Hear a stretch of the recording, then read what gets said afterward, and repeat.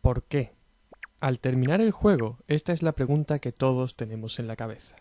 ¿Por qué termina Yume Nikki de esta manera?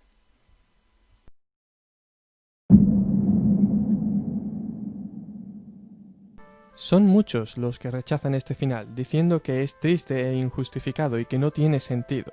Mucha gente decide no terminar el juego simplemente por esta razón, y hay otra gente que ha ido más lejos y ha creado versiones modificadas del juego con un final alternativo.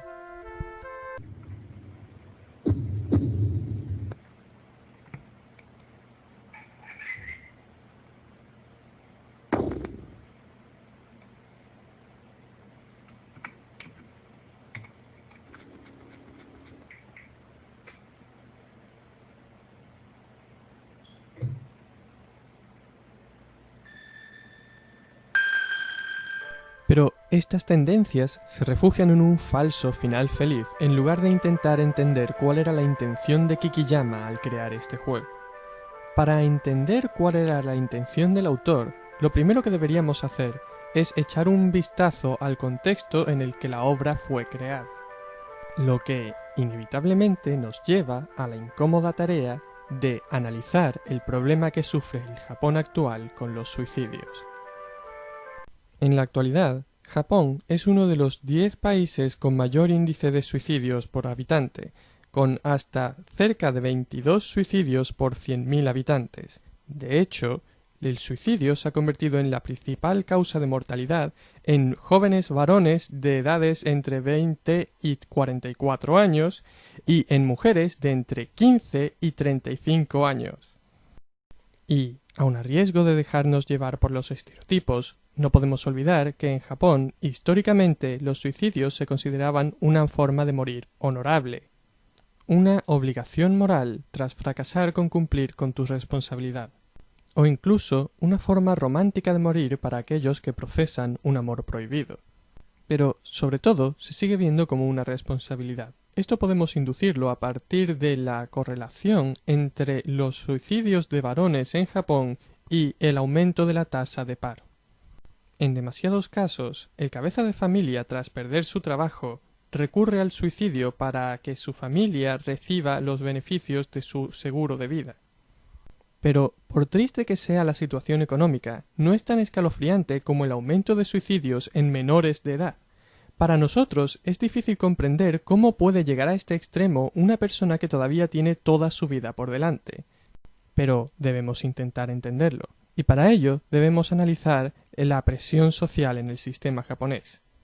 Todos hemos oído historias sobre lo trabajadores que son los japoneses, pero es difícil hacerse una idea de hasta qué punto llega su devoción por el trabajo. Hay un sinfín de ejemplos que podrían ilustrar esto, como por ejemplo la costumbre de los trabajadores japoneses de no irse a casa antes que su jefe aunque su turno haya terminado, con lo cual siguen en su puesto de trabajo acumulando horas extra. Hay también casos de jornadas de 72 horas seguidas sin dormir. Llama la atención el uso de monos de trabajo en puestos de oficina, que no tiene la función de evitar que los trabajadores se ensucien, sino de uniformar todos los trabajadores que forman parte del mismo escalafón. En una empresa, igual que en el resto de los aspectos de la sociedad japonesa, el individuo renuncia a su beneficio personal en favor del beneficio de la comunidad. Esta es su responsabilidad para asegurar el crecimiento de la empresa y por lo tanto el crecimiento del país. Pero tiene un precio. En Japón existe el término karoshi, que significa muerte por exceso de trabajo. Y aunque son casos raros, uno debe preguntarse ¿cómo existe una sociedad en la que el individuo está dispuesto a morir por su empresa? ¿De dónde salen estos trabajadores? Evidentemente esta no es una mentalidad innata, sino inculcada en escuelas e institutos donde a los jóvenes se les fomenta para formar parte de grupos y trabajar en grupo, al mismo tiempo que también se fomenta que sean competitivos porque el mundo les va a exigir que sean competitivos, lo cual lleva a un choque entre ambas mentalidades. Existe un dicho en Japón que ilustra esta situación, deru kugi wa utareru. Traducido viene a significar el clavo que sobresale recibe un martillazo, y esto quiere decir si no estás a la altura del grupo, debes ser corregido. Después de todo, en el grupo es donde está la fuerza. Si eres distinto del grupo, estás perjudicando al grupo. Pero el problema que trae consigo esta mentalidad es el aumento del fenómeno del ijime o acoso escolar, que en Japón adopta la forma clásica de otros países, como por ejemplo unos alumnos que forman parte de la mayoría persiguiendo a aquellos que perciben como diferentes, o simplemente negarle a estos niños la posibilidad de formar parte del grupo, aislándolos socialmente, lo que conlleva que estos niños se sientan solos y rechazados. Fue esta situación la que propició la aparición del fenómeno hikikomori, que literalmente significa apartarse, estar recluido. Los hikikomoris se sienten incapaces de participar en la sociedad y por eso se refugian en sus habitaciones, donde pueden esconderse de las situaciones sociales. En el caso de Madotsuki, incluso el televisor, una fuente de conexión con el mundo externo, no tiene señal, apartándola aún más de la sociedad. En este estado, Madotsuki se ve limitada a actividades apáticas como, por ejemplo, jugar a juegos como Nasu, que no son más que un ejercicio en frustración. Esto la lleva no ya a rechazar la sociedad, sino a rechazar la realidad en sí misma, refugiándose en su propia mente, en sus sueños, con la esperanza de escapar así de sus problemas. Grave error, porque sus problemas la están esperando ya dentro de su mente. En general, el mundo de los sueños que Madotsuki crea la hace sentir sola, perdida y asustada, porque su subconsciente es quien está creando el sueño, y ella misma se siente en su mundo real sola, perdida y asustada. Es cierto que de vez en cuando Madotsuki en sus sueños encuentra alguna escapatoria, como por ejemplo imaginar el sueño como una aventura en la que ella va explorando, como los juegos a los que ella suele jugar. O encontrar a algún amigo imaginario, alguien afín, alguien que se parezca a ella y la comprenda. O simplemente dejar sus problemas atrás y emprender un viaje a través del espacio. O tal vez volar por el aire y sentirse libre como un pájaro. Pero una tras otra estas fantasías se rompen porque Madotsuki sabe que no son reales. Porque la realidad es bien distinta y no puedes escapar de ella. Porque no importa cómo de alto le haga volar su imaginación, sus sueños siempre acaban de la misma manera.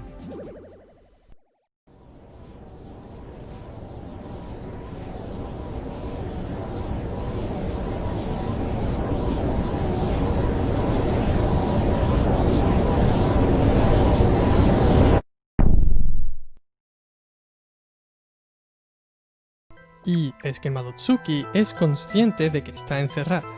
Es más, ella cree que merece estar encerrada.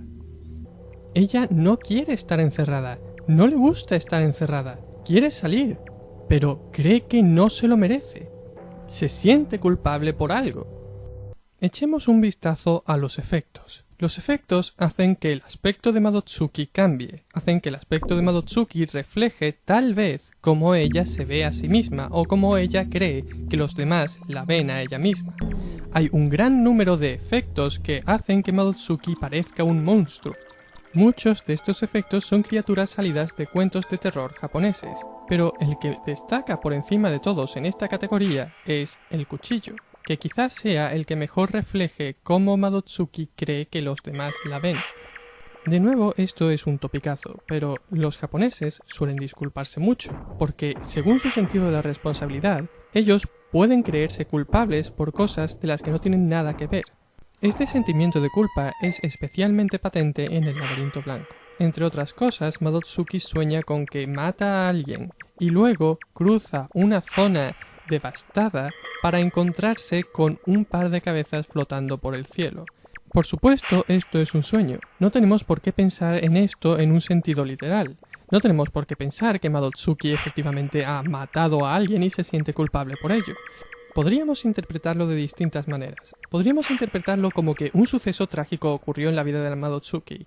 Podemos interpretar que este suceso trágico estaba relacionado con la muerte de alguien, pero también podemos interpretar que este suceso trágico no tenía nada que ver con la muerte de alguien, simplemente es un suceso trágico. De hecho, podemos incluso interpretar que no era un suceso aislado, sino simplemente una situación. Lo que sí tenemos claro es que Madotsuki se siente acusada de ser responsable de ello, con o sin razón. Ahora bien, la siguiente pregunta es, ¿qué es lo que hace que Madotsuki se sienta culpable? Encontrar una respuesta a esta pregunta podría ser muy difícil, pero uno de los eventos aleatorios más peculiares del juego, y digo que es peculiar porque realmente este juego está lleno de eventos aleatorios, este es especial, por la sencilla razón de que es uno de los pocos eventos aleatorios que fuerza a Madotsuki a despertarse.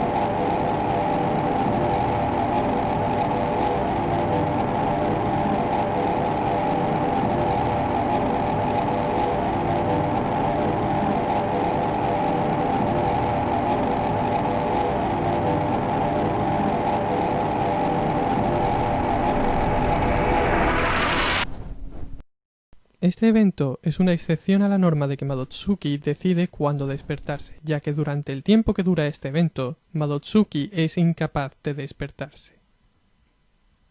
Podríamos preguntarnos qué es lo que piensa sobre esto el padre del psicoanálisis, Sigmund Freud, pero la verdad es que no hace falta, porque todos sabemos cuál sería su respuesta. No tiene ningún mérito, esa era su respuesta para todo. Pero no resulta tan descabellado, porque después de todo, un gran número de los efectos que recibe Madotsuki van en esta línea. Por ejemplo, el neón, asociado universalmente a los rótulos de ciertos negocios. Luego tenemos efectos como el pelo rubio o el pelo largo, y, por alguna razón, ambos se encuentran al lado de un charco de sangre. Por otro lado está el paraguas. En la cultura japonesa, no está bien visto mostrar señales físicas de afecto en público. Cosas tales como darse un beso o ir cogidos de la mano no son normales. Y, curiosamente, esto ha convertido el paraguas en un objeto romántico, ya que, por ejemplo, si una persona tiene un paraguas un día de lluvia y otra persona a la que le gusta no lo tiene, pueden los dos compartir el mismo paraguas, estando cerca el uno del otro en un espacio reducido, con lo cual se producirán roces que de otra forma no estarían permitidos. Por eso es costumbre en Japón, en lugar de escribir los nombres de los amantes en un corazón, escribirlos a ambos lados de un paraguas. Otro efecto con connotaciones parecidas sería el gorro y la bufanda, ya que la bufanda también puede utilizarse como una excusa para el contacto físico en Japón. Encontrar estos objetos en el sueño de Madotsuki podría sugerirnos que a Madotsuki esta idea le parece atractiva. Pero, sin duda, el efecto que atrae todas las miradas es el gato, convertido ya en un clásico en el mundillo del anime. En Yume Nikki se combinan los elementos de las niñas gato con los de Maneki Neko, que, igual que en el caso de Neon, se pone a las entradas de los negocios para atraer a los clientes. Así que, cuando Madotsuki usa el efecto gato, está llamando la atención sobre sí misma.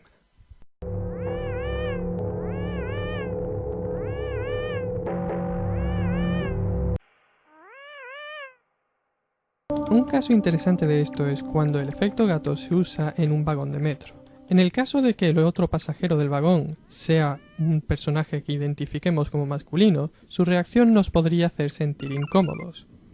En cambio, otras veces en el metro encontramos personajes que podríamos identificar como femeninos, y su reacción al efecto gato es contraria, rechazo al efecto gato, como si estuvieran censurando a Madotsuki. Reacción que comparten con otros personajes femeninos que encontramos en Yume Nikki. Llegados a este punto no podemos dejar pasar el contexto de los vagones de metro en Japón. En Japón existen vagones de metro donde solo se permite que viajen mujeres. ¿Por qué? Existe una razón. Resulta que de un tiempo a esta parte se ha extendido la práctica entre los pasajeros de los aglomerados metros de tocar a las pasajeras de los aglomerados metros. Y, vergonzosamente, es lo habitual de estas prácticas lo que ha obligado a las autoridades a crear los vagones para mujeres. Pero lo que a mí me sorprende es ¿por qué es necesario llegar al extremo de crear vagones para mujeres? Porque, después de todo, si alguien te molesta, tú lo dices. Pides ayuda. O, más aún, si ves que otra persona está siendo asediada, tú ayudas a esa persona. Sin embargo, esto no ocurre en Japón. En Japón se considera que es de mala educación llamar la atención sobre uno mismo, en el metro especialmente. Así que, en muchos casos, las víctimas de estos actos deciden permanecer calladas y esperar a que llegue su parada para irse del vagón. Esto ejemplifica hasta qué punto están dispuestos los japoneses a anteponer el bienestar de los demás simplemente haciendo que estén cómodos y no molestándolos a el tuyo mismo, evitando llamar la atención sobre un problema real. No sería descabellado pensar que Madotsuki ha tenido una experiencia de este tipo. Tampoco sería descabellado pensar que esta experiencia podría haberla llevado a perder la confianza en la sociedad y a sentirse culpable. Explorando un poco más esta línea de pensamiento, tenemos que recordar aquella zona del juego que se parece a una consulta del médico, y cómo los personajes que hay en esta zona reaccionan negativamente al efecto gato. Asimismo, cerca del efecto semáforo hay una alcantarilla cerrada, pero si cruzamos 3 veces seguidas delante de las extrañas figuras del túnel donde se oye la música del tren, esta alcantarilla se abrirá y podremos acceder a su interior, donde veremos una extraña criatura. Tal vez después de esto intentemos escapar de nuevo por el túnel, otra vez sin salida, y tras cruzar varias veces más por delante de las figuras del túnel, volveremos a entrar en la alcantarilla y veremos que la criatura ha cambiado de aspecto. Asimismo, al fondo del pasillo donde se encuentra esta criatura, podemos encontrar otras criaturas de aspecto extraño. De nuevo, me gustaría recalcar que no hay salida de esta situación aparte de despertándonos. Una vez entras en el túnel, no hay marcha atrás. Este es el resultado final. Podríamos decir que hay algo que preocupa a Madotsuki. Pero sea lo que le haya pasado a Madotsuki, y sea de lo que Madotsuki tiene miedo, todo está al otro lado de esa puerta, la puerta de su cuarto. Pero sabemos que Madotsuki no es capaz de enfrentarse a lo que hay al otro lado de esa puerta, por lo menos no en su estado actual, desde luego no sola. Y eso es lo más trágico de la situación, porque parece ser que Madotsuki ha perdido por completo la confianza en los demás. Y sin más lugares a los que huir, a Madotsuki se le empieza a formar una idea en la cabeza.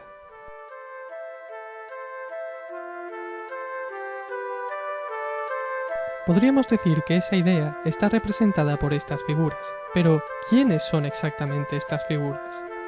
En lo que a su diseño se refiere, estas figuras parecen una combinación entre el furin, un tipo de campana que se dice ahuyenta a los malos espíritus, y un ronin, que es un samurái caído en desgracia. Según el código samurái, los samuráis deben proteger con su vida a su señor, y si su señor muere es que ellos han fracasado en su trabajo, por lo tanto, deben quitarse la vida. Pero si un samurái no se quita la vida después de la muerte de su señor, ese samurái queda proscrito y debe abandonar la tierra en la que vive y convertirse en un vagabundo, un ronin que, avergonzado, oculta su rostro tras un sombrero de bambú. El hecho de que estas figuras aparezcan tanto en el mundo de los sueños como en el mundo real, y siempre cerca del lugar donde se encuentra un cadáver, hace que estas criaturas se parezcan a un Shinigami o dios de la muerte. En Japón se creía que los Shinigami eran espectros invisibles que hacían que la gente deseara suicidarse.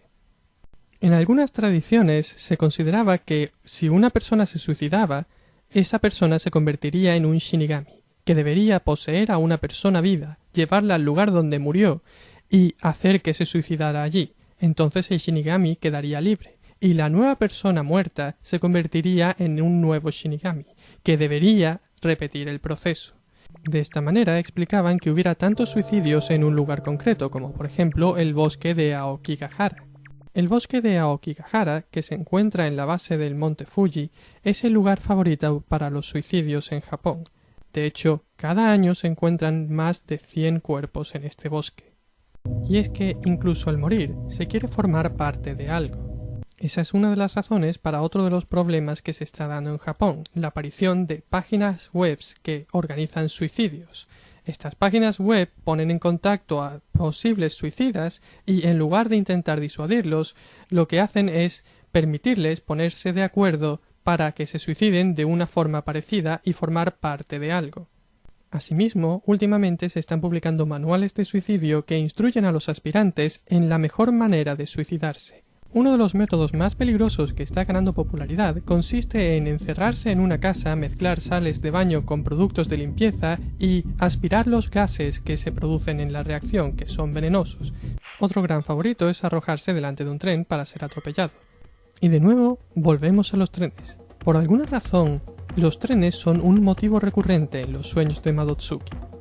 Tal vez algún suceso de su pasado relacionado con trenes hace que esta idea resulte poética. Realmente todo esto da igual, porque al final la pregunta sigue ahí. ¿Por qué?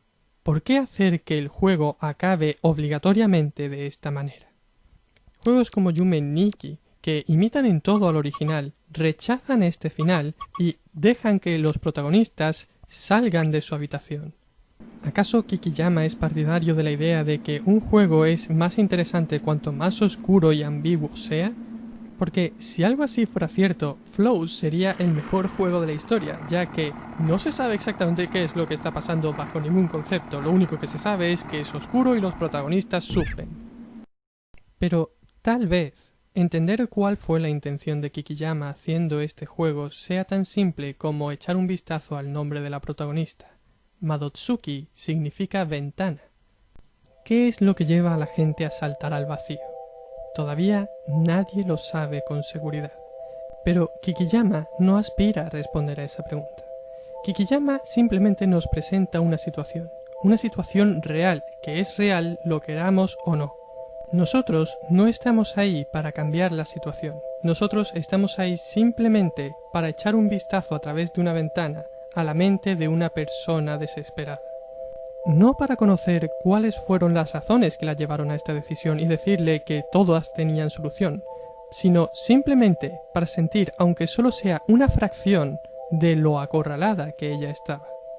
Y el simple hecho de que una persona coja un sistema de juego que hasta ahora no se había usado para nada creativo e intente, aunque solo sea intentar, hacer una cosa así, me parece extraordinario.